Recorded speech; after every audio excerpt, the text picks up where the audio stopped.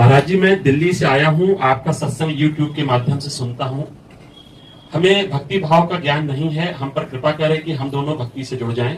गुरुदेव, मेरी पत्नी को शारीरिक कष्ट आ गया है, कैंसर हो गया है। कृपा करें, भक्ति सत्संग के माध्यम से ये कष्ट कैसे दूर हो, ये बताएं। हम कैंसर की तो दवा नहीं जानते, पर जन्म जन्मांतर के कैंसर को मिटाने की डॉक्टर यहाँ होती है। जो पुनरपि जननम पुनरपि जननी, इसकी यहाँ दवा अलग अलग डिपार्टमेंट है। ये भवरोग की अचूक औषधि का औषधालय है। अब जब इतने हाई डोज में अगर वो ठीक हो जाए तो कोई बड़ी बात थोड़ी है, क्योंकि पाप से ही रोग होते हैं। कोई भी रोग होता है अपराध से होता है, पाप से होता है। और जब हम भगवत शरणागत होते हैं, भजन करते हैं, भगवत नामामृत लीलामृत चरणामृत का पानाल है, हरणम सर्वव्याधि विनाशनम विष्णुपादोदकम पीत्वा पुनर्जन्म न विद्यते। पर हम इस शरीर को ठीक करने की लालसा दवाइयों से ही रखें और मन को ठीक करने की लालसा प्रभु से रखें, तब स्वाभाविक ठीक हो जाए, वो अलग की बात। अगर हमारा मन ठीक हो गया तो जन्म जन्मांतर की जो भटकन थी वो हमारी सुधर जाएगी।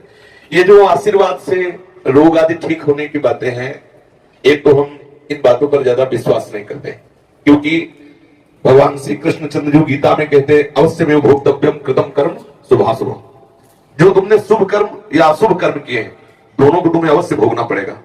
अगर बचना चाहते हो शुभ अशुभ के भोग से, तो भगवान कहते हैं सन्मुख हो जीव मोहि जबहि जन्म कोटि अघनाश हो, तो भगवान के शरण में हो जाओ।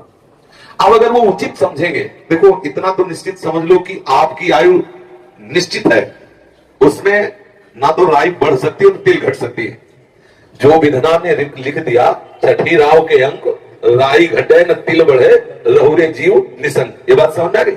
अब हमें इस विचार पे जाना है कि ये रोग बढ़े या घटे, हमें इस पर दृष्टि नहीं, इस रोग का प्रभाव मेरे मन पे ना पड़े और मैं आनंदित रहूं, क्योंकि मरना तो निश्चित है। वो अगर आपको बुधवार के दिन मरना है तो अमरौती खा लो, अमृत पी लो, तो बुधवार के दिन तुम मर जाओगे।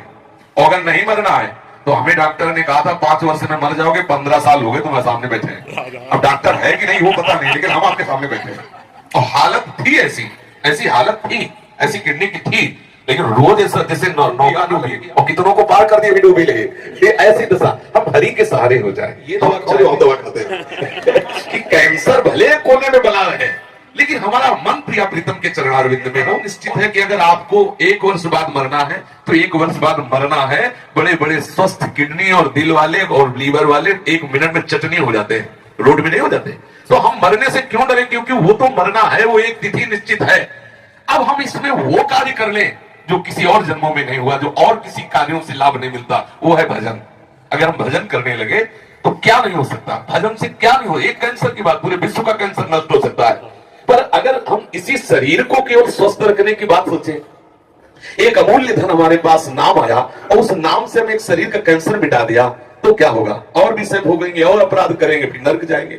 हम मन का कैंसर क्यों न ठीक कर ले, मन हमारा भजन में उन्मत्त हो जाए, जन्म जन्म की बिगड़ी बात बन गई। इस पर हम ज्यादा जोर देते हैं। और क्या है, वो छूछा वाली बात तो हमें आती नहीं कि ले भस्म जाओ लगाओ और बात बन जाएगी, ऐसी बनने वाली है नहीं हमारी समझ में। क्योंकि अवश्य में भोक्तव्यम कृतम कर्म शुभाशुभम, यदि शरण में हो जाओ और भजन करने लगो तो ये जरूर विश्वास है ना हो, लेकिन रोग का अनुभव नहीं होने देंगे ठाकुर जी। और अगला तुम्हें ऐसा जन्म भी देंगे कि बढ़िया से जन्म देंगे और खूब सुंदर भजन करते हुए भगवत प्राप्ति हो जाएगी।